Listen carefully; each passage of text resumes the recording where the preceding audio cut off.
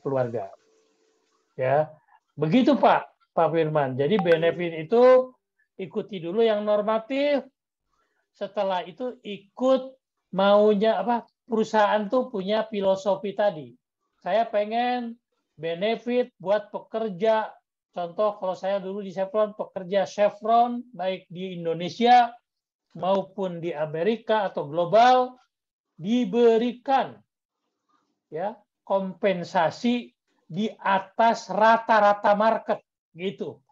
Nah, itu perlu filosofi perusahaan harus ditentukan oleh pemilik perusahaan atau manajemen. Makanya kenapa perbedaan antara perusahaan itu itulah yang menentukan pay objektif, tujuan penggajian mau di mana, mau sama dengan market saja atau mau di atas market atau mau di bawah market. Nah, itu semua kembali kepada perusahaan. Fleksibel, tergantung core bisnisnya tadi ya. Nah, biasanya perusahaan-perusahaan yang lagi untung atau bagus pendapatannya, mereka akan bermain di atas market. Makanya harus punya data hasil survei. Mereka juga menggunakan konsultan penggajian yang top ya, yang di dunia seperti Tower Watson, Hay, kalau saudara dengar konsultan Hay, konsultan Mercer, konsultan Tower Watson, tambah juga ada yang dari lokal. Begitulah perusahaan-perusahaan sesuai dengan magnitude perusahaan untuk mengatur kebijakan pengupahannya dan benefit. Begitu Pak Firman. Oke, lanjut.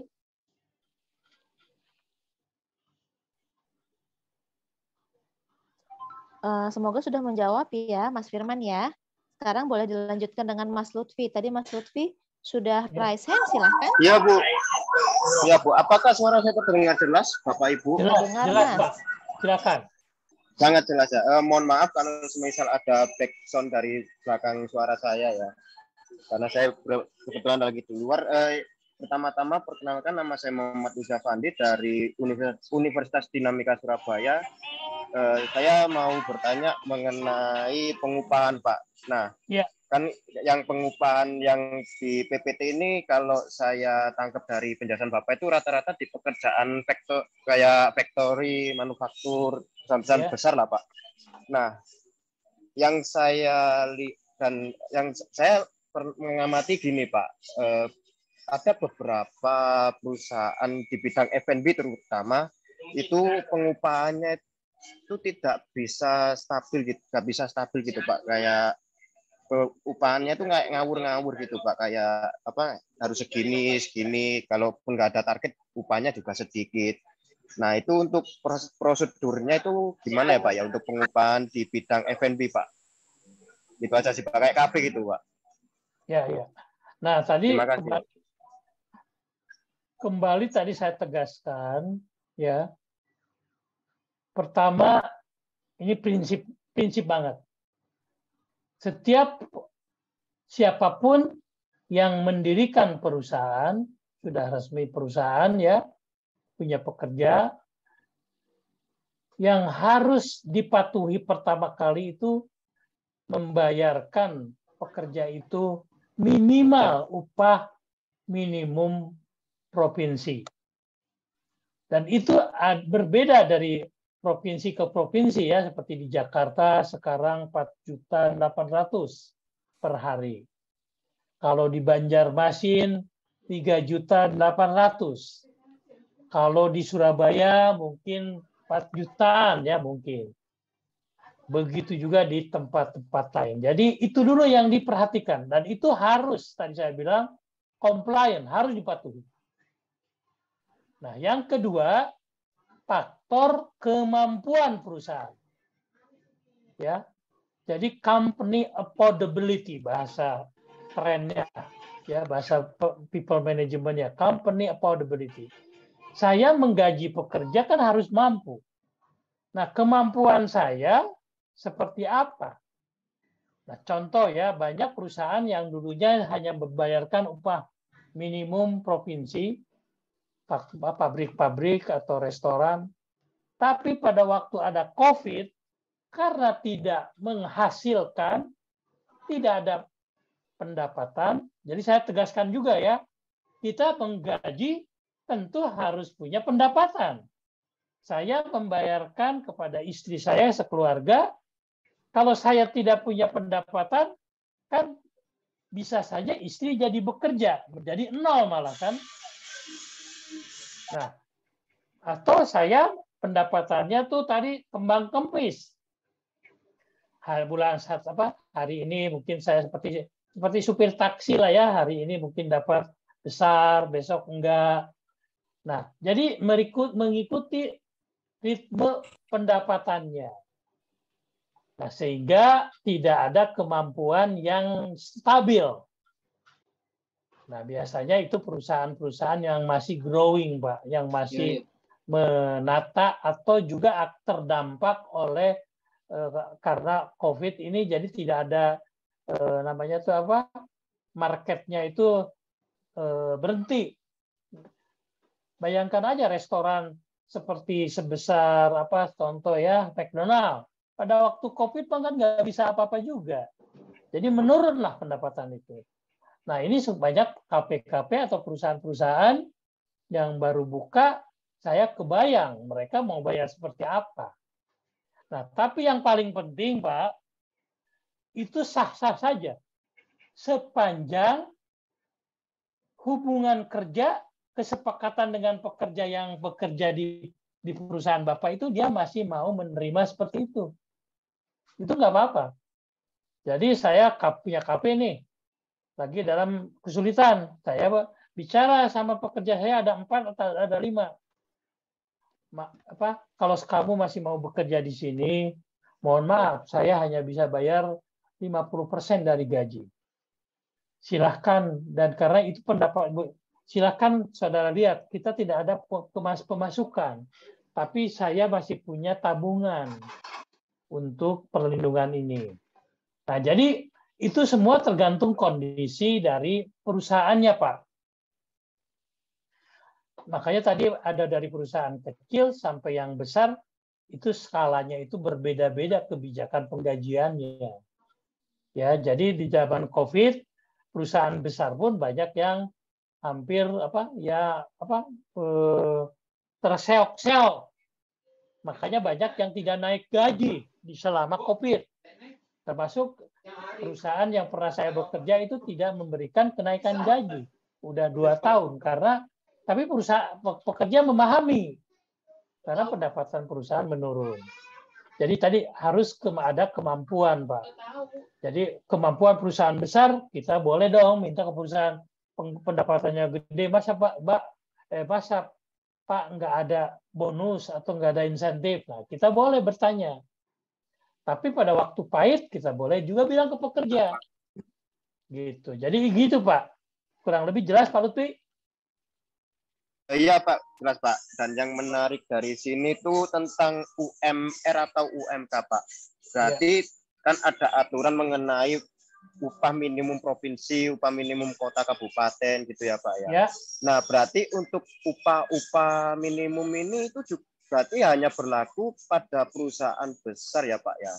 Kalau perusahaan-perusahaan kayak startup itu masih belum bisa ya, Pak ya? Atau gimana? Kenapa sih aturan ini dibuat? Sebetulnya UMP itu berlaku wajib justru untuk perusahaan-perusahaan yang masih sektor kecil.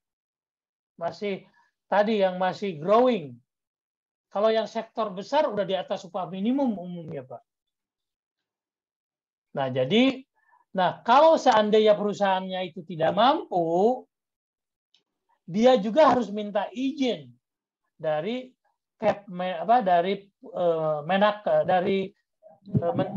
Departemen Ketenagakerjaan supaya izin operasinya tidak dicabut. Karena dianggapnya kalau udah membayar di bawah upah minimum, tadi saya bilang itu dianggap pelanggaran. Boleh di bawah itu, tapi minta izin. Nah, sekarang Bapak sudah minta izin atau belum? Itu harus ditanyakan.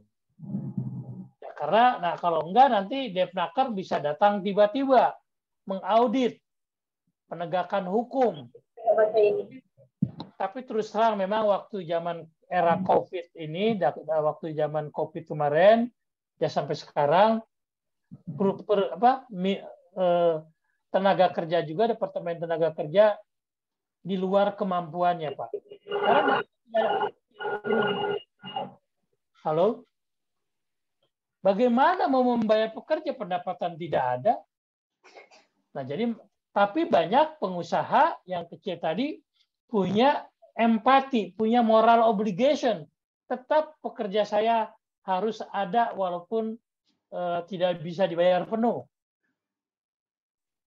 Gitu Pak. Jadi semua itu ada pertimbangan-pertimbangan kemanusiaan, pertimbangan-pertimbangan ekonomi, pertimbangan-pertimbangan pendapatan tadi. Ya karena kebayang perusahaan kafe gitu yang baru buka tiba-tiba pandemi nggak ada yang beli kan Pak.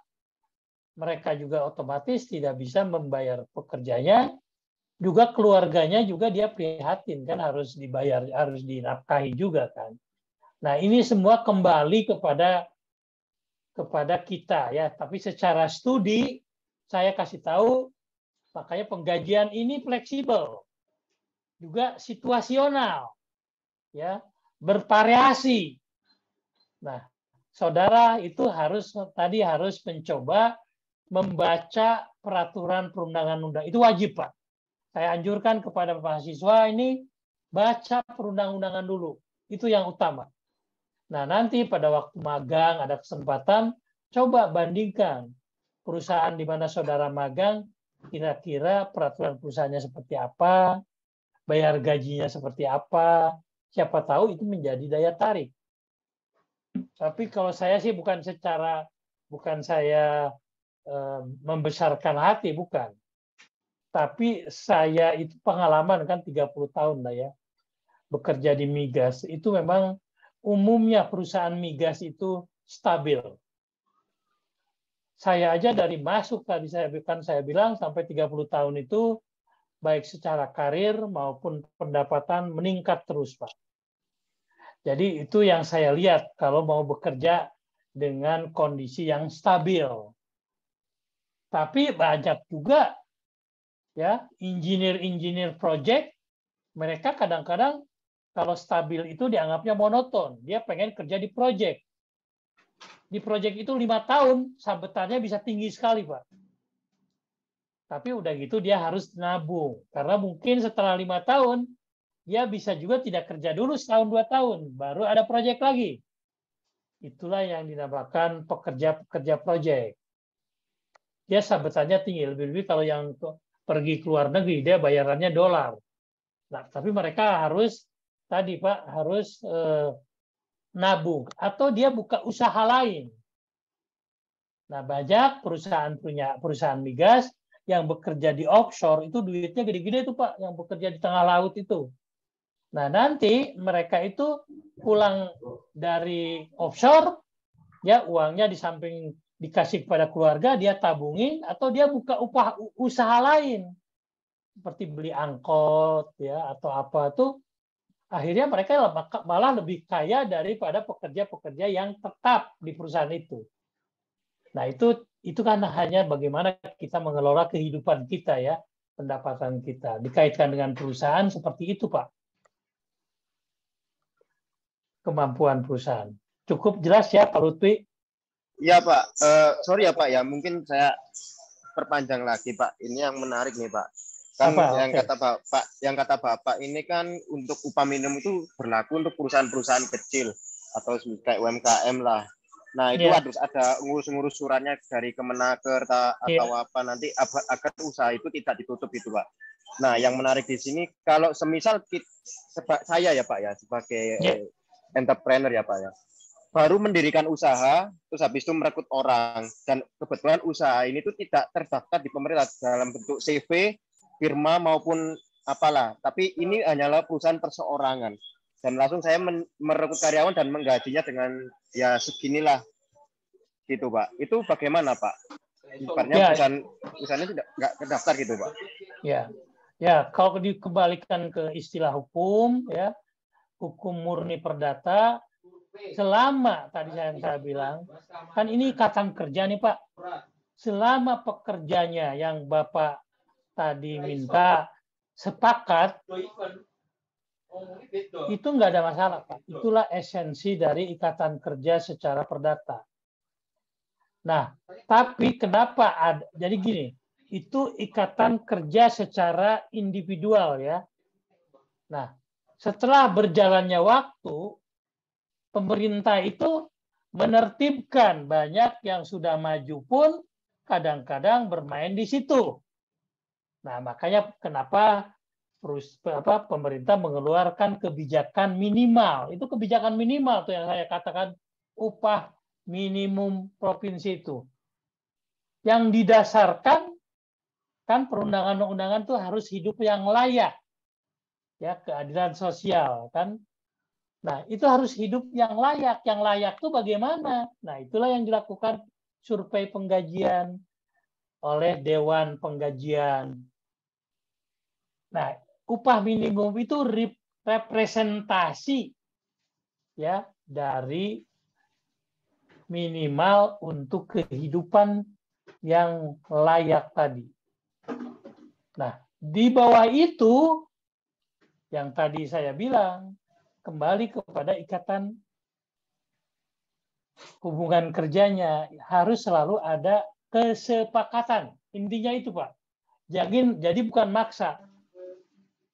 Ini gua kasih segini, saya nggak mau tahu, nggak bisa begitu. Tetap harus ngomong baik-baik. Hai, Bulan, oke, kamu tahu sendiri saya ini CP penggajian pendapatannya begini, tahu sendiri. Nah, tapi saya ingin memberikan kesempatan saudara bantu saya karena saudara punya keahlian ini. Tapi mohon maaf, gajinya belum bisa full. Saya hanya bisa segini, lumayan lah, ya kan, untuk bantu-bantu keluarga. Nah, kalau si Pulannya bersetuju, nggak ada masalah Pak, go, silahkan jalan.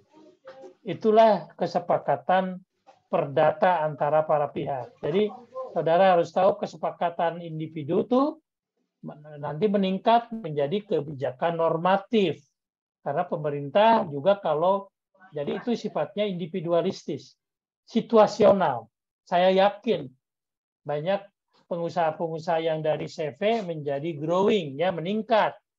Pinjam modal lagi, makin meningkat sehingga menjadi perusahaan-perusahaan besar. Jadi jangan kira juga perusahaan-perusahaan besar itu dulunya mungkin juga seperti itu gitu dari bawah ya. Nah, itulah perkembangan ketenaga kerjaan berevolusi, Pak. Kembali lagi tergantung kemampuan. Karena kemampuan itu yang akan mendrive tingkat pengupahan kepada pekerja. Jadi itu silahkan dibuat analisa lebih lanjut nanti. Ya setelah saudara baca itu banyak sekarang itu referensi untuk mengenai penggajian. Itu sangat menarik, Pak. Karena saya juga sama kalau udah baca buku itu pengen tahu kenapa begini, kenapa begitu kan sama dengan Bapak. Nah, setelah saya tahu oh begitu, kemudian saya praktekkan. Kemudian saya tanyakan kepada perusahaan ini dan itu. Ya alhamdulillah semuanya mengalir aja gitu. Gitu Pak. Cukup ya Pak Lutfi? Iya Pak. Berarti kalau seumpama kita baru mendirikan kayak tidak berbentuk CV atau apa, berarti kita langsung bisa menggajinya ya Pak ya, asalkan bisa. ada kesepakatan ya Pak ya, nggak harus melapor ke pemerintah gitu, nggak harus ya Pak ya. Iya, ya belum waktunya lah. Ya Pak, baik Pak. Mungkin cukup sih Pak, itu aja sih Pak dari saya. Yang penting pekerjanya ya sepakat, itu yang paling penting. Oke. Ya Pak, terima kasih Pak untuk pertanyaannya dan sarannya Pak. Silakan lanjut, siapa tadi Mbak Putri? Tadi sudah ada Mas Sopar. Mas Sopar, silahkan. Yang udah raise hand. Apakah suara saya terdengar jelas, Pak? Bu? Clear, Mas. Jelas. Oke. Perkenalkan, nama saya Sopar Pardian Nenggolan, saya dari Universitas Siam Mangaraja 12 Tapanuli. Saya ingin mengajukan pertanyaan, Pak. Sekiranya, Pak, semisal dalam suatu organisasi terdapat satu LAN, dan LAN itu benar-benar adalah LAN produksi, Pak. Dan LAN itu sudah lama berproduksi, akan tetapi selalu melakukan penurunan terhadap penurunan schedule gitu, Pak. Tiba-tiba schedule-nya membludak, Pak. Padahal pemerintah sudah mengajukan itu jam kerja maksimal untuk lembur ditambah jam kerja yang sesuai dengan peraturan perusahaan itu maksimalnya 144 jam ya, Pak ya. Bagaimana, Pak, untuk solusi bila waktu 140 jam itu tidak terkejar, Pak, dalam melakukan pencapaian riset di saat naik-naiknya target yang dibutuhkan, Pak. Terima kasih, Pak. Ya, kalau ini bersifat operasional, ya, yang operasional itu tadi juga kembali pihak yang biasanya leader atau manajemen operasi waktu menentukan target itu jangan sampai jangan selalu melihat target begitu saja. Harus dilihat pekerjanya ada berapa orang yang akan mengerjakan. Dan juga kemampuan teknis, kemampuan pengerjaannya seperti apa. Itu yang dilihat kapabilitas, keterampilannya. Nah, seorang manajemen leader operation harus paham betul, Pak. Jadi target tahun ini segini dengan jumlah pekerja segini, ya, baru itu akan tercapai. Kalau sampai tidak tercapai, ya targetnya harus diturunin. Dan pekerja yang bekerja juga jangan mau overloaded, dibebankan di luar kapasitasnya. Makanya kenapa perlu ada aspirasi pekerja. Tidak harus dalam bentuk serikat pekerja, tapi bisa juga representasi. Jadi ada yang menyampaikan kepada perusahaan, ini kita udah bekerja di luar batas atau di bawah target, karena targetnya dinaikkan terus atau apa. Jadi tetap harus ada, kalau bahasa kerennya tuh sekarang, social dialog. Jadi harus dimunculkan dialog antara pengusaha yang diwakili oleh manajer operasi dengan pekerjanya. Bisa melalui, tidak harus seluruh pekerja, tapi perwakilannya. Tentukan target. Jadi target pun menentukan target harus atas dasar kesepakatan pekerja. Jadi harus seimbang. Jadi ada aspirasi pekerja, ada aspirasi perusahaan. Itu harus 50-50. Tidak boleh perusahaan 75, pekerja 25, ya kan? Itu artinya penindasan, nggak boleh, Pak. Itu melawan hukum. Jadi hal-hal seperti ini itu nanti mungkin saya anjurkan. Nah, kalau ini acuannya masuk ke bidang hubungan industrial, labor dispute, labor discussion, social dialog, bukan di pengupahan. Nah, jadi saya sarankan nanti mungkin bisa membaca lebih lanjut. Tapi saya kasih dasarnya aja. Semua didrive oleh pekerja. Karena perusahaan bagaimanapun juga butuh pekerja. Karena pekerja itu yang punya kemampuan. Ya kan gitu, punya ilmu. Perusahaan tidak akan jalan kalau tidak dibantu pekerja. Jadi seperti itu. Seperti saya di rumah lah. Saya juga tidak bisa hidup sendiri, harus dibantu. Saya punya cucian dan lain sebagainya oleh pembantu. Tapi jadi jangan merendahkan pembantu. Bayar dengan baik, sayangi pembantu karena dia menolong kita. Begitu juga di perusahaan, kurang lebih seperti itu, Pak. Cukup jelas? Cukup, Pak. Terima kasih, Pak. Oke. Satu lagi kalau ada. Kalau tidak ada, kita lanjut dulu. Sudah nggak ada, Pak? Oke, kita lanjut dulu ya. Iya, siap. Terima kasih ya, pertanyaannya bagus-bagus ya, sambil kita ngalir aja. Nah, dari situ sekarang kan tadi upah kerja lembur. Setelah itu kita lihat. Nah, ini tadi ya, di samping upah ya ini pedomannya tadi yang saya sampaikan harus ada dasar. Kalau mau membayar gaji juga ada ilmunya. Nah, kenapa? Jadi harus ada struktur gaji, struktur upah atau skala upah. Contohnya seperti ini. Jadi biasanya gradingnya dari terendah sampai tertinggi. Begitu juga pembayarannya dari mulai yang terendah sampai yang tertinggi. Ada lagi range, ada minimum, ada maksimum, ada midpoint. Ini ada artinya semuanya. Biasanya, ya saya sampaikan, jadi yang di golongan jabatan itu dari mulai yang terendah, golongan A misalkan, itu di sini tertulis 16.799, ya, yang terkecil anggap angkanya.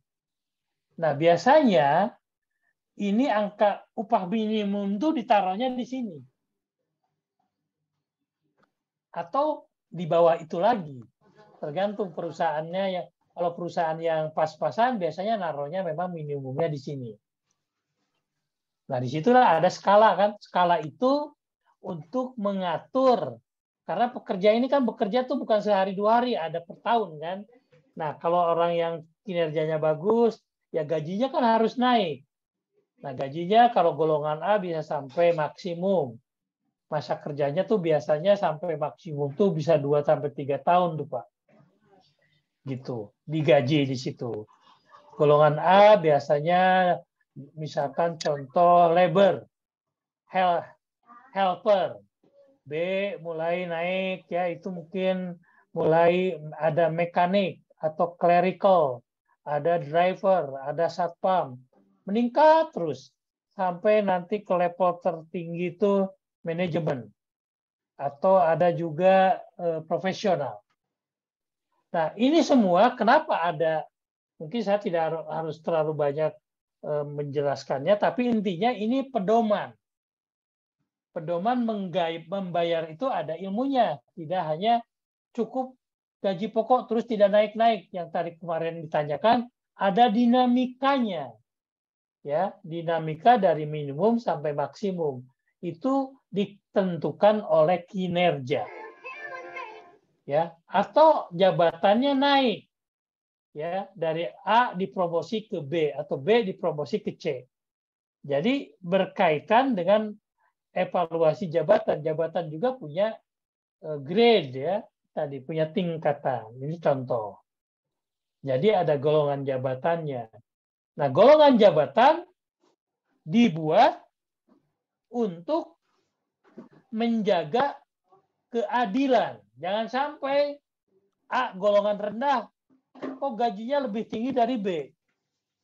Mereka itu ngobrol itu di lapangan, Pak. Seperti contoh pengalaman saya, operator. Operator itu gajinya itu karena ada upah lembur dan macam-macam itu bisa tinggi. Tiba-tiba nyelip golongan staf yang engineer. Marahlah yang engineer-nya, kok kenapa saya digajinya lebih rendah daripada operator? Nah, makanya ini diperlukan grading system seperti ini. Sistem salary structure dan grading system. Ini ada ilmunya juga. Apa grading system? Mungkin sudah dijelaskan sama Ibu Kumala ya. Jadi ada golongan jabatan yang ditentukan atas dasar evaluasi jabatan. Kalau nilai rupiahnya biasanya sebelum skala gaji akan melihat dulu market. Jadi di market juga ada skalanya. Nah, kita disesuaikan. Biasanya itu menyesuaikan. Jadi karena kompetisi. Biasanya perusahaan-perusahaan besar itu akan nanya, kira-kira tahun ini perusahaan Anda akan menaikkan gaji berapa? Budgetnya. Mungkin Pak sekitar 10% gitu kan. Faktor inflasi dan faktor kinerja. Nah, itu ada hello-hellonya kan. Nah, setelah ada hello-hellonya nanti diformulasikan, dijadikan salary structure. Jadi salary structure itu untuk mengatur pemberian gaji, dinamika peningkatan gaji. pekerja ya. Oke. Nah, ini lebih detailnya. Jadi saudara bisa ngelihat tuh dari golongan dari asisten sampai kepada CEO. Itu ada tangganya, ya ada gradingnya.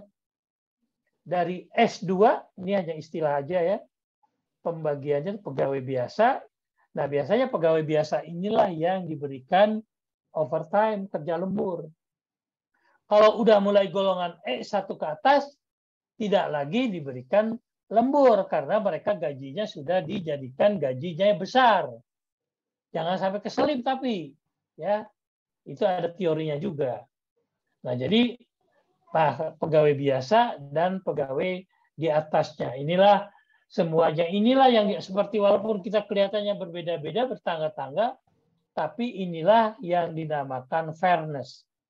Fairness itu adil. Ya, adil atas dasar pekerjaan dengan keahlian tertentu akan dapat segini, keahlian yang tinggi akan dapat segini, keahlian yang lebih tinggi lagi termasuk manajemen akan dapat lebih tinggi lagi. Biasanya secara teori nih di perusahaan-perusahaan bagus, antara gaji yang terendah dengan CEO itu bedanya 20 sampai 30 kali. Anggap aja gaji paling bawah tuh rendah tuh S2 tuh 1 juta. Nah, CEO itu gajinya 30 juta. Itu udah teori. Ya, dalam merancang tata letak atau grading system seperti ini. Oke, kita lanjut.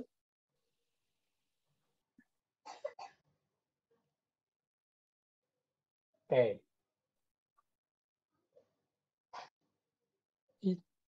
Oke. Nah, sampai di situ itulah bagaimana diatur penggajiannya.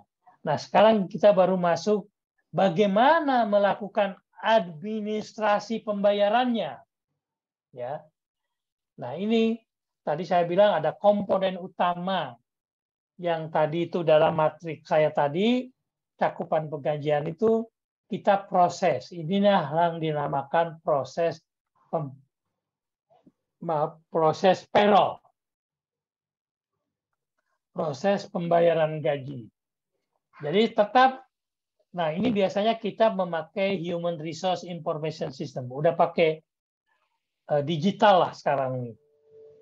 Jadi kita memasukkan data-data atas dasar pekerja, ya pekerja tadi disesuaikan dengan gradingnya, ya dari yang terendah sampai CEO.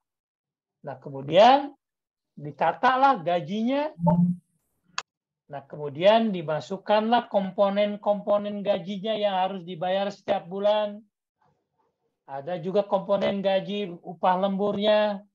Ada komponen gaji untuk bayar tunjangannya, dan lain-lain. Nah, inilah komponen yang dilaksanakan untuk mengadministrasi penggajian atau pengupahan.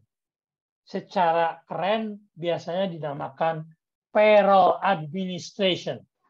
Jadi yang berkaitan dengan bayar. Jadi HR yang mengelola pembayaran membayar bagian finance. Jadi setelah ini masuk ke data HR, ya setelah semuanya datanya udah betul, data pekerjanya udah betul, jabatannya udah betul, penggajiannya udah betul, langsung dia akan klik bayar. Nah itu nanti akan masuk ke finance tuh. Nah, finance ngambil data itu, nanti dia harus ngecek pajak dan lain sebagainya. Nanti dia akan klik ke bank, bayar kepada pekerja-pekerja yang didaftar tadi. Itulah dinamakan proses payroll. Oke. Nah, di samping itu ada pembayaran-pembayaran di luar payroll yang sifatnya insidental. Biasanya itu uang penggantian. Karena saudara pasti yang lokasi kerjanya di mana-mana tuh biasanya suka ada perjalanan dinas. Seperti saya, contoh. Saya berangkat ke Balikpapan. Nah, itulah yang dinamakan travel, business travel. Nah, kalau udah business travel, itu atas biaya penuh perusahaan. Jadi bukan dari gaji saya. Dari mulai tiket pesawat, uang taksi ke airport, uang makan, dan uang hotel.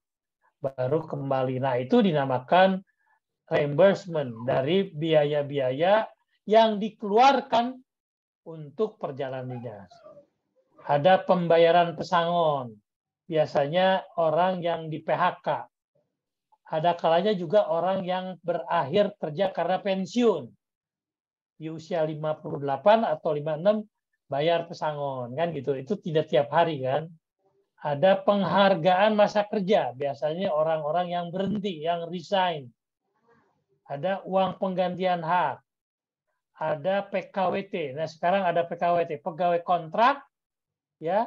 Kalau saudara dikontrak 1 tahun, itu akan diberikan kompensasi PKWT 1 kali gaji. Bagus yang sekarang itu ada di Undang-Undang Cipta Kerja. Ini udah tadi ada health insurance benefit. Saya harus bayar premi ya ke perusahaan asuransi. Tambah lagi juga yang tadi tunjangan-tunjangan yang berkaitan dengan bisnis travel. Inilah yang dinamakan incidental komponen yang sifatnya pembayarannya insidental. Oke. Nah, ini flow-nya, flow prosesnya. Jadi step 1, step 2. Jadi step 1 tadi menginput data ya ke sistem. Ini yang sudah saya bilang digital. Banyak sistem payroll yang udah digital, Talenta, Oracle, PeopleSoft, Sigma, dan lain sebagainya. Step kedua. Nah, baru nih proses payroll. Jadi ya gajinya dilihat, overtime-nya berapa. Penting itu semuanya harus teliti. Semuanya pembayaran, kemudian potongan pajaknya, ya kan? Kemudian berapa potongan PPJS-nya, potongan pinjaman yang dia kan saya ngasih pinjaman pasti ada cicilan potongan kan. Nah, itu semua proses payroll. Nah, setelah itu step ketiganya direkap. Nah, kalau sudah semua gross dulu, kalau udah dipotong pajak, udah itu baru net. Udah semuanya. Bersihnya berapa? Baru naik ke langkah keempat. Bayar. Nah, kalau udah semua beres, untuk di waktu bayarnya, itulah yang dilarikan ke finance. Ya. Jadi hanya rekapnya aja. Pegawai A akan dapat sekian, pegawai B akan dapat sekian. Nah, tidak perlu detail, karena nanti pekerja akan dapat slip gaji. Jadi finance tinggal bayar 1 miliar misalkan untuk 100 pekerja ke berbagai bank sesuai dengan rekening bank masing-masing pekerja. Kemudian step kelima, tadi yang saya sampaikan barusan. Nah, step 6, pekerja menerima. Nanti pekerja menerima detailnya tadi, dia akan dapat slip salary, jadi slip gaji. Nah, itu juga bisa diklik di dalam tadi smartphone-nya itu. Oh, saya tuh kok potongan banyak. Nah, dia bisa lihat, oh potongan ini, atau masih ada potongan pinjaman. Ada juga pinjaman koperasi, dan lain sebagainya. Itulah yang dinamakan proses payroll. Ya, oke, kita lanjut. Nah, ini kalau ketentuan pajak. Saudara juga harus tahu pendapatan berapa yang akan kena pajak. Ya, di sini ada progressive rate-nya. Pendapatan per bulan dari 0 sampai 50 juta akan kena pajaknya 5%. Di atas 50 juta sampai 250 juta 15%. Di atas 250 sampai 500 juta 25%. 500 juta ke atas 30%. Nah, ini akan dipotong setiap bulan, tapi akan dilaporkan kepada laporan pajak itu kan tahunan. Tapi sudah dicicil dibayarnya tiap bulan. Oleh bagian tadi yang saya sampaikan, oleh bagian tax di bagian finance. Ngikutin progressive rate ini. Ya, ini tarif pajak yang dibayarkan ke pemerintah. Nah, ada deduction, pemerintah juga memberlakukan kalau keluarganya single, ya 40 juta per tahun. Jadi akan dapat namanya itu kompensasi, akan dapat pengurangan. Misalkan saya 100 juta setahun. Nah, kalau saya single, saya ini 54 juta dipotong dulu nih. Ya, jadi ini untuk perhitungan per tahun sampai ke kepada yang berkeluarga sampai 3, ya kan? Ada juga yang keluarga tapi tidak punya tanggungan. Oke, kita lanjut. Nah, tadi saya sampaikan kepada Pak siapa lupa. Jadi untuk administrasi penggajian, ya HR yang bagian SDM atau bagian human capital, HR yang melakukan proses administrasinya, bagian finance dan accounting yang melakukan pembayaran. Bagian tax kalau dia berdiri sendiri tapi ada kalanya di bawah finance yang memverifikasi pajak pengupahan sebelum dibayarkan ke kantor pajak. Kemudian ada yang tadi saya sebut Human Resource Information System. Nah, ini digital division.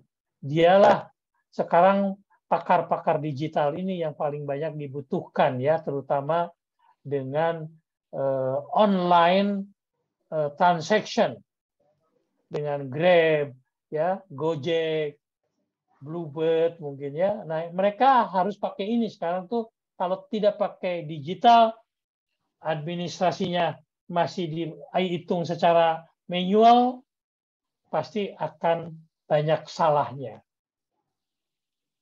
Nah, kemudian setelah semua dibayarkan tiap bulan, benar nggak yang dibayarkan? Atau ada kelebihan, atau ada penyimpangan? Nanti setiap tahun suka diaudit. Supaya pekerjaan saudara di bidang SDM, di bidang finance, menjalankannya dengan benar. Karena nanti ketahuan, seperti KPK gitu.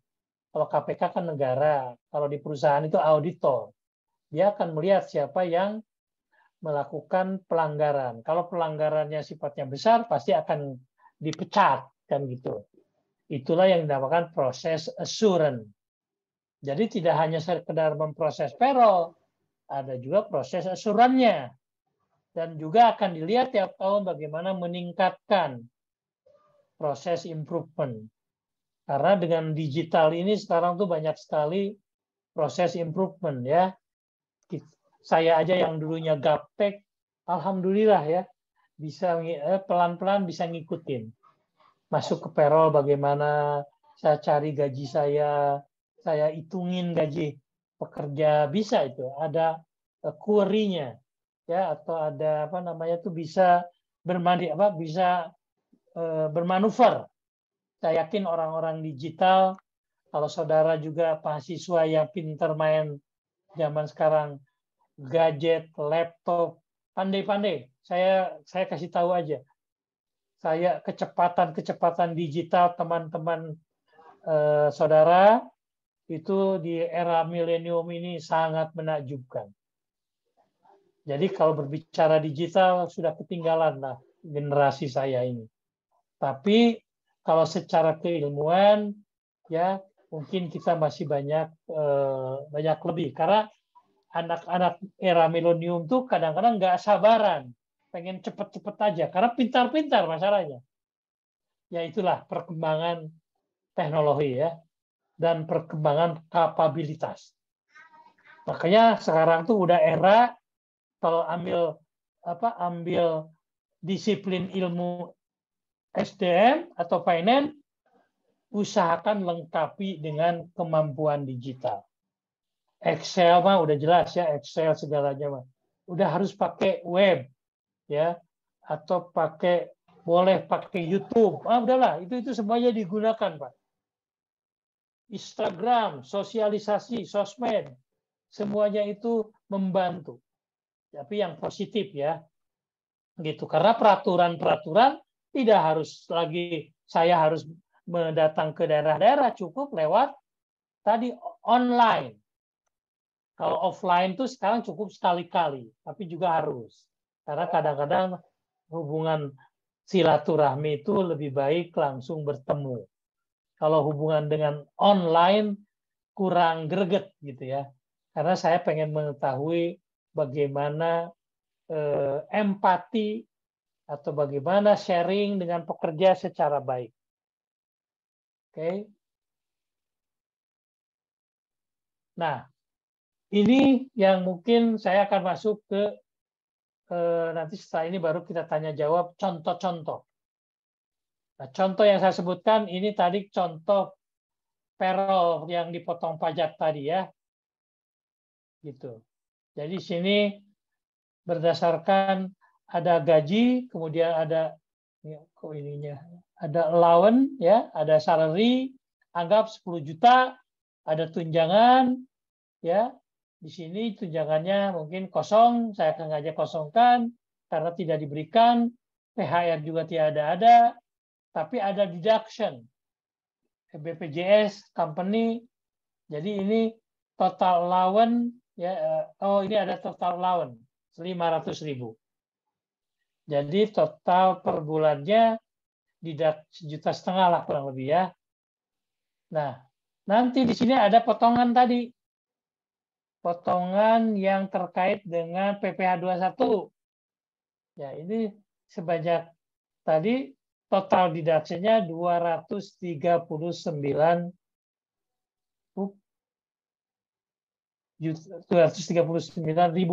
Jadi 1,5 juta kurangi 239, itulah take home pay saudara itu jadinya 10.260.417.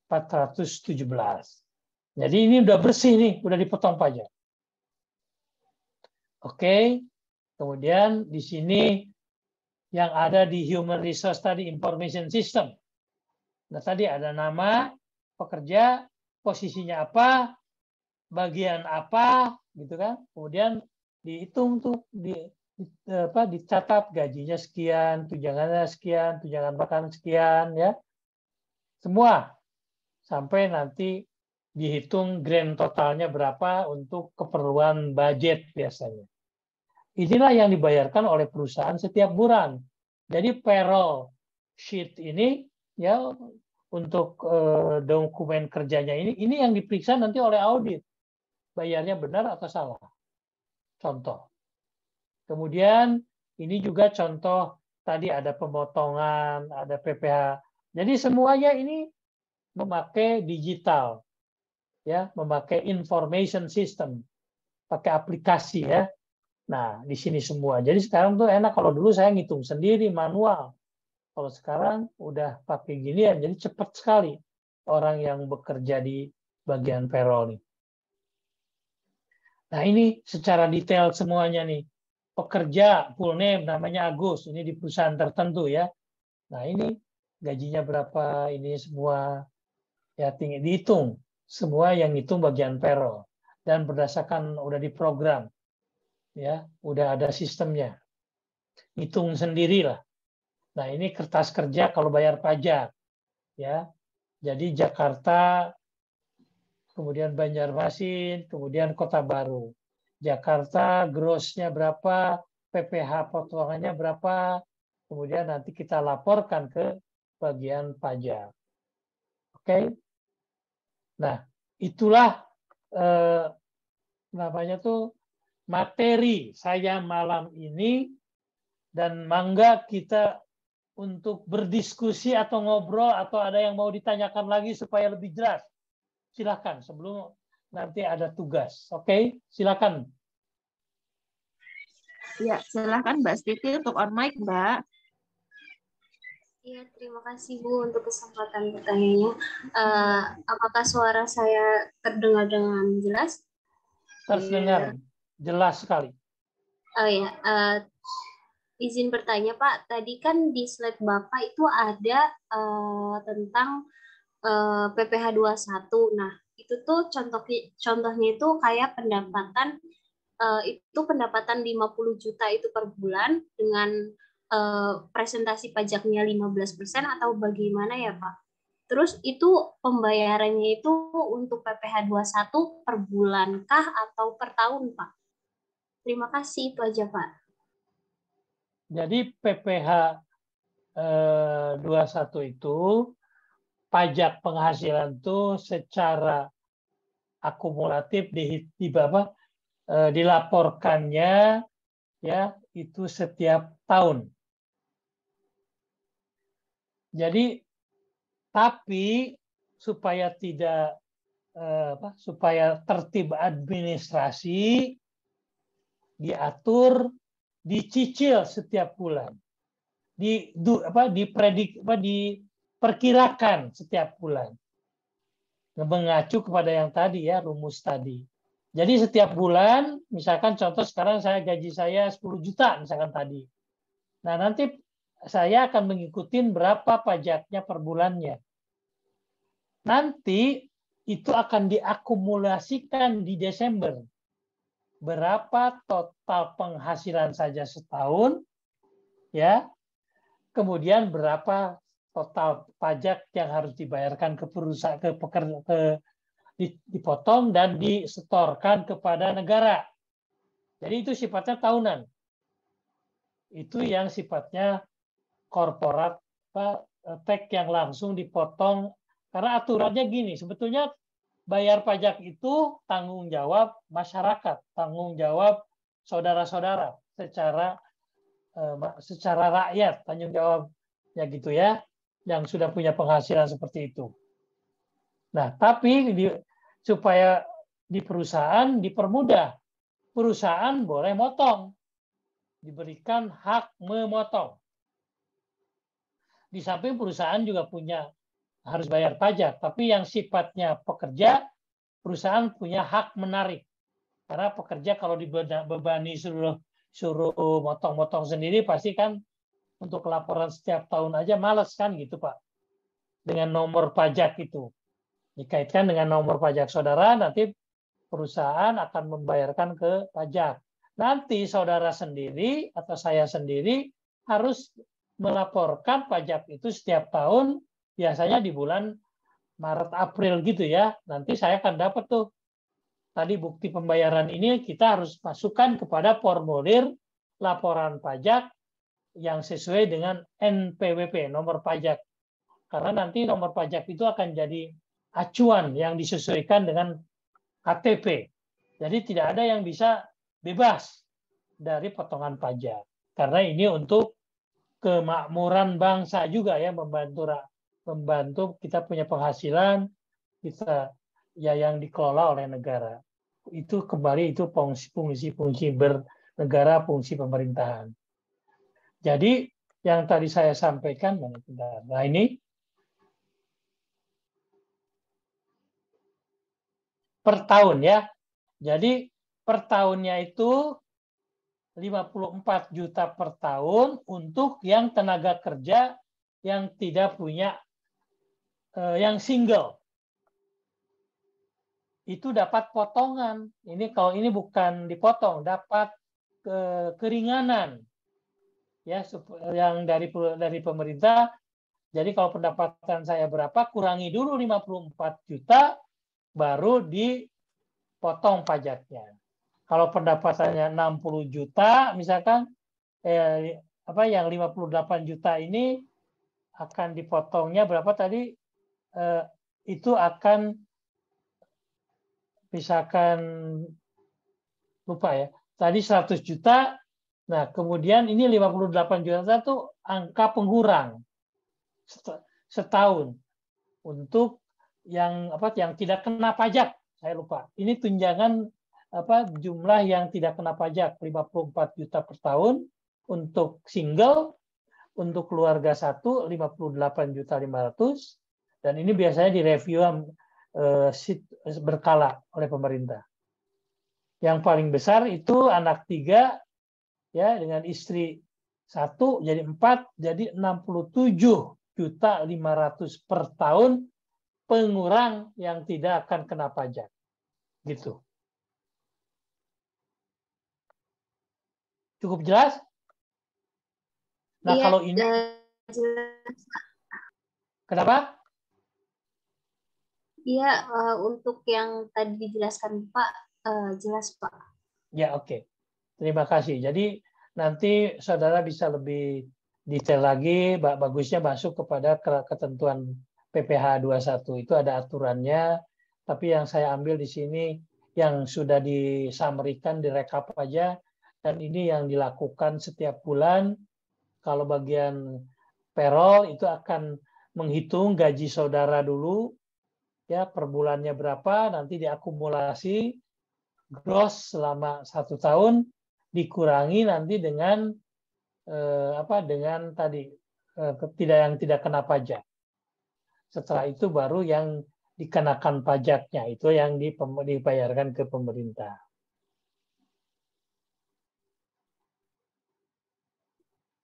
Oke, silakan. Ada lagi? Ada Pak. Yuk, Mbak Gita silakan on mic, Mbak. Mangga. Baik Bu, terima kasih atas kesempatannya. Maaf Pak, saya Gita Zahra ingin bertanya terkait tadi di slide PPT dan Bapak juga ada menjelaskan bahwa adanya sistem payroll itu seperti Talenta, Oracle, Sigma, dan lain sebagainya, atau perusahaan punya sistem sendiri. Yang mau saya pertanyakan itu bukan apa bedanya Human Resource Information System dengan sistem payroll, karena setahu saya di Human Resource Information System itu di dalamnya udah ada sistem payroll-nya gitu Pak. Atau maksud di sistem payroll yang di slide Bapak tadi itu maksudnya lebih ke sistem untuk pembayaran yang lebih mendalam, detail, terus terstruktur, terus komplit gitu ya Pak, khusus untuk pembayaran gitu. Ya. Nah, jadi saudara bedakan dulu ya. Jadi Human Resource Information System adalah sistem ya IT yang mengadministrasikan atau mendatabasekan seluruh ya data-data ketenaga kerjaan, bisa dari mulai fungsi planning ya, fungsi L&D, fungsi payroll, biasanya namanya bukan payroll, fungsi compensation, fungsi pensiun. Nah, itu semua. Yang penting pekerja itu diberikan apa, dapat apa, yang tadi saya bilang cakupannya.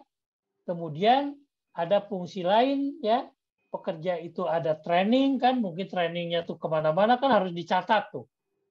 Jadi sebetulnya IT itu lebih mencatat atau mendata atau memproses perhitungan supaya lebih mudah, memproses, mencari informasi lebih cepat.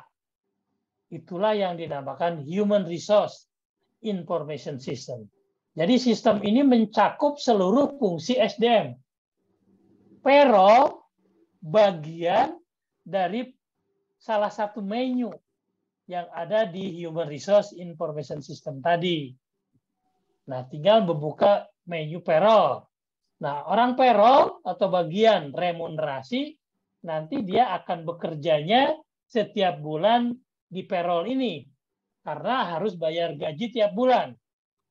Nah, kalau zaman saya dulu, bayar gaji itu langsung. Jadi orang payroll ngitung bagian HR, tapi hitungannya manual. Atau dulu masih pakai Excel atau apa gitu ya, zaman dulu ya. Sebelum Excel tuh namanya Lotus atau apa gitu. Nah, nanti setelah jadi dikirim ke bagian finance. Nah, nanti finance akan ngitung manual. Setelah itu akan ngambil uang tuh, uangnya juga recehan atau apa gitu ya. Saya dikasih satu amplop tuh di dalamnya ada 100, ada apa. Sejumlah gaji saya lah. Nah, itu nanti orang-orang itu datang ke masing-masing bagian karena harus dibayarkan ke individu pekerjanya. Dia akan jalan-jalan tuh ke kamar-kamar setiap akhir bulan.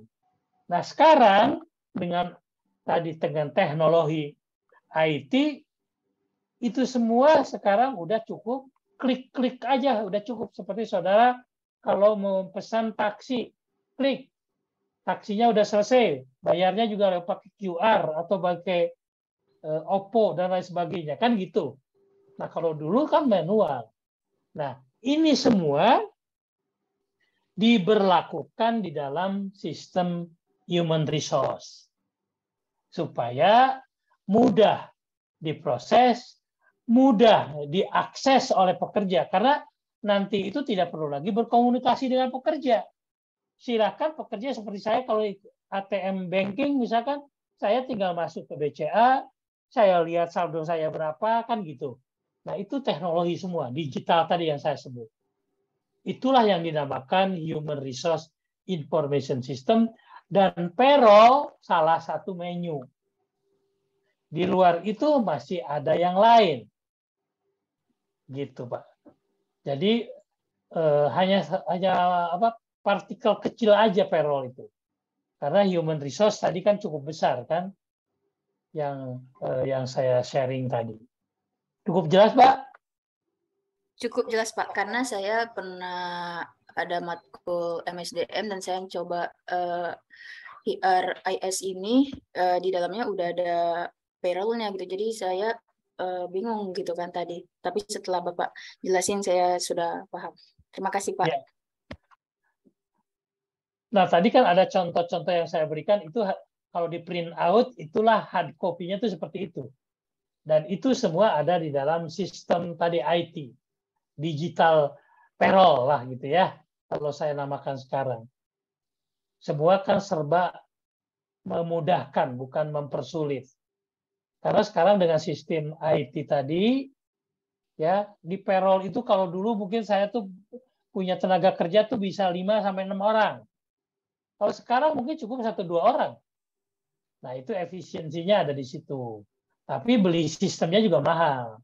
Seperti tadi saya bilang, talenta itu tuh lumayan mahal. Setahun kalau kita beli sistem talenta yang mengelola itu bisa sampai 100 juta, 200 juta per tahunnya. Jadi itu mahal. Tapi kita puas, kita efisien. Cukup yang mengerjakan 1-2 orang aja. Jadi ada plus lah gitu ya. Itu, Pak.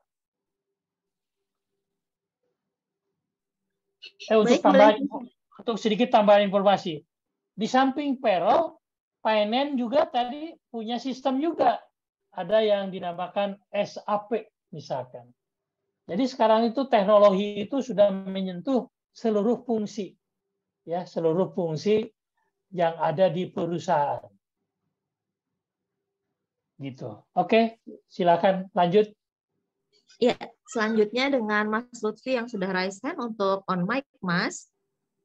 Terima kasih Bu Putri. Mungkin saya ingin tanggapan dari Bapak deh mengenai orang yang ini kan yang Bapak bahas terakhir ini kan tentang pajak nih. Mungkin tanggapan Bapak mengenai orang yang tidak lapor SPT. Itu aja sih Pak. Terima kasih. Orangnya apa? Yang tidak lapor SPT. Ya, kalau orang yang tidak lapor SPT, kalau kan perusahaan sekarang tuh lagi menggalakkan, ya, dia akan ketahuan. Karena kan kalau kita sudah punya NPWP, kecuali orang itu belum punya NPWP. Nah, kalau yang sudah punya NPWP, kita memang terikat wajib setiap tahun harus melaporkan pajak. SPT tadi, surat pelaporan SPT itu tahunan, ya, surat pajak tahunan, SPT. Nah, itu wajib itu Pak, regulasi. Artinya kalau kita tidak melaporkan, kita bisa kena. Nah, itu sekali-kali itu kadang-kadang acak ya. Secara acak itu nanti pajak itu suka mendatangi kita, Pak. Kebetulan saya udah pernah, Pak. Jadi dia tuh tahu tuh, wah ini si Pak Dodi, ada nama Pak Dodi. Dia lihat, oh laporan pajaknya ada. Tapi dia ada yang meragukan. Nah itu mereka sekarang suka datang ke rumah, Bapak tuh kelihatannya punya, karena dia bisa akses kemana-mana Pak. akses kepada sertifikat rumah, akses kepada STNK. Nah, saya pernah kena itu karena bukan saya banyak mobil. Mobil saya itu satu, tapi setiap saya menjual mobil tidak dilaporkan. Nah, itu harus dilaporkan, Pak. Karena STNK itu kan atas nama saya kan. Nah, kalau tolong laporkan. Saya tuh dianggapnya Pak Dodi ini ada 4 mobil. Masa pajaknya segini? Kan gitu, Pak. Akhirnya, itu mobil saya itu hanya satu, Pak. Yang lain sudah dijual. Kebetulan saya masih punya bukti penjualannya. Oke. Jadi dengan bukti penjualan akhirnya yang 3 di drop, tinggal 1 aja. Nah, ini jadi itu konsekuensinya, Pak. Diperiksa pajak secara acak. Dia tahu, Pak. Karena dia punya data melalui sistem. Teks itu paling komplit kali sekarang sistemnya. Karena dia bisa memonitor seluruh Indonesia, Pak. Siapa yang pendapatannya besar. Makanya jangan main-main sekarang itu dengan pendataan itu. Karena KPK itu dapat datanya tuh dari mereka-mereka ini, dari bagian teks. Siapa yang nggak bayar teks, dia penghasilannya banyak, perusahaannya banyak. Ini nggak bener lah gitu. Mobilnya mewah. Nah, itu bisa jadi objek KPK atau objek kejaksaan. Ya, bisa diselidiki. Nah, itu kalau pendapatannya tadi mengjur-jurkan kan. Kalau bangsa saya sih ya kita Pak apa adanya aja, Pak. Insya Allah kita taat pajak ya, patuhi pajak dengan baik. Tiap tahun lapor ya supaya jangan sampai dikejar-kejar orang pajak karena saya udah pernah ya. Dan yang ketiga juga untuk kepentingan negara, untuk ekonomi ya, peningkatan ekonomi karena negara ini punya tanggung jawab kepada rakyat ya, pembangunan dan lain sebagainya. Kurang lebih seperti itu, Pak. Cukup jelas ya? Iya, Pak, cukup jelas. Namun gini, Pak. Ada sekarang kan pemerintah kan menggalakkan program itu NPWP itu sudah jadi satu nomor dengan KTP. Dalam artian ketika kita punya KTP ya kita juga terdaftar NPWP secara otomatis. Berarti kalau semisal seumpama kita sudah dapat KTP terus kita bekerja gitu di salah satu perusahaan yang sudah terdaftar lah Pak di pemerintah seperti terbentuk CVPT itu. Terus kalau kita tidak melaporkan SPT kita berarti itu sudah kedeteksi ya Pak ya dari PT-nya. Bisa kedeteksi udah Pak. Nah jadi gini Pak, Bapak harus bedain. Kalau SPT itu ya pajak tahunan setiap rakyat atau setiap ini pekerja itu wajib. Nah, jadi kewajiban langsung kepada individunya. Nah, perusahaan itu dimudahkan hanya untuk menarik. Jadi menarik karena Bapak gajian, ditarik tuh penghasilannya ya. Nanti untuk untuk dijadikan pajak tahunan pendapatan di perusahaan itu. Jadi pendapatan Bapak di perusahaan itu nanti kalau di SPT di luar pendapatan itu Bapak tuh ada lagi tuh nanti ada kolom lain apa pendapatan lain apa kekayaan lain itu harus disebutkan semua Pak. Mungkin Bapak punya mobil, punya rumah, itu harus diestimate berapa rumah saya itu. Kemudian pendapatan saya mungkin aja saya di rumahnya dagang, punya kafe.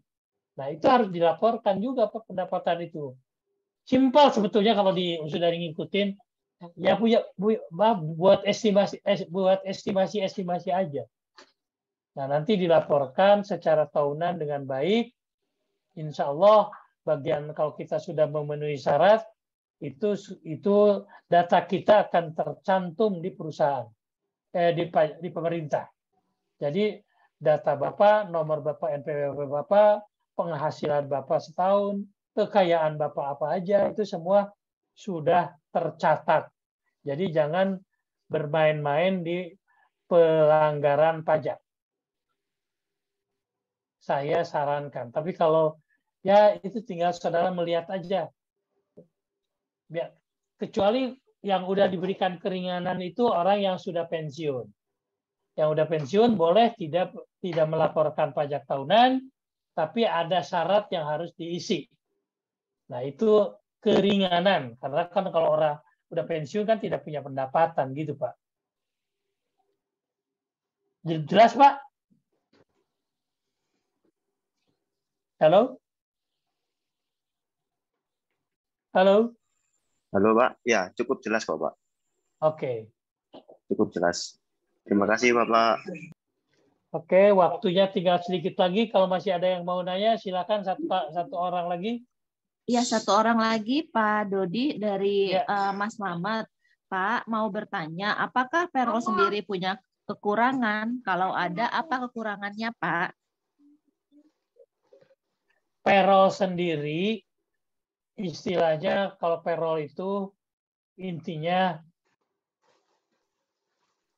alat atau sarana administrasi untuk seluruh pembayaran yang diberikan kepada pekerja atau yang dipotong dari pekerja, dan juga untuk pemotongan pajak. Itu prinsipnya. Nah, ada hal-hal lain di luar itu ya yang berkaitan dengan kadang-kadang kan ada pengeluaran-pengeluaran di luar payroll yang perlu diidentifikasi, di mapping lagi, kemudian dibuatkan program lagi, digabungkan sama sistem payroll ini. Nah, itu tergantung kompleksitasnya, tergantung perusahaan masing-masing. Kalau saya itu banyak sekali sekarang itu kalau ada hal-hal lain lebih baik dimasukkan ke payroll daripada saya membuat pembayaran perintilan gitu. Karena kalau payroll itu udah pasti tercatat baik, ya, dibayarkan dengan tertib dan tidak ada, kalau diaudit juga kita lebih aman. Jadi sebetulnya kembali kepada kebutuhan lingkup kebutuhan perusahaan dalam kaitan dengan kebijakan penggajian. Gitu, Pak. Jadi tinggal diidentifikasi aja nanti apa yang belum masuk di payroll. Kalau sudah lengkap, alhamdulillah. Nah, kalau sudah lengkap, ada kalanya sekarang itu kalau pengen lebih staf lebih maju, kalau sekarang baru staf lebih maju tuh kita itu belum terintegrasi ke institusi-institusi lain. Contoh, sekarang itu masih berdiri sendiri. Jadi sistem BPJS, nah itu masih berdiri sendiri. Jadi belum bisa connected kepada payroll kita. Nah, karena saya pengen membuat satu sistem, kalau pekerja itu pensiun, kalau perhitungan payroll pesangonnya kan bisa didapat dari perusahaan. Tapi saya tidak bisa menghitungkan dana pensiun yang ada di BPJS. Karena datanya ada di BPJS. Nah, bagusnya kalau sudah ke depannya tuh, saya yakin dengan digital ini akan ada interconnection dari institusi-institusi financial. Sehingga nanti kalau pekerja pensiun, saya panggil pekerjanya, saya kasih tahu, saudara dapat uang pensiun sekian, dari BPJS sekian, dari dana pensiun sekian, kan semuanya transparan. Employee itu mendapatkan satu piring itu one door ya, satu kelihatan semua. Tapi kalau sekarang masih belum, Pak. Jadi kalau mau mencairkan BPJS harus datang ke BPJS.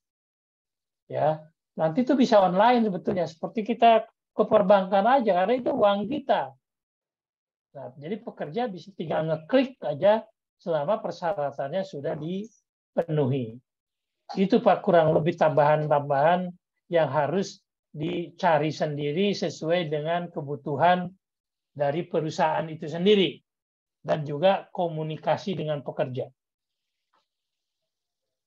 Oke, ada lagi? Udah? Sudah Pak, tidak ada lagi yang bertanya di kolom chat. Oke, jadi sekarang ada satu tugas yang harus saya harapkan dibuat yang gampang aja. Mungkin tadi saudara lihat, nah ini ya, melihat komponen upah pengupahan, sektor. Nah, saya minta, ini ada berapa kelompok Mbak Putri? Kalau sesuai sama jumlah mentor ada 35, Pak. Ada 35 ya, ada kepala kelompoknya ada. Ketua kelompoknya, ketua masing-masing kelompok ada. Kalau kepala sukunya ada juga, Pak. Ada 2. Oke. Jadi satu kelompok itu berapa orang? Ada yang 5, 6. Ya. Jadi gini aja. Jadi masing-masing kelompok tadi silahkan bebas saja ya. Masing-masing kelompok diminta untuk mengisi.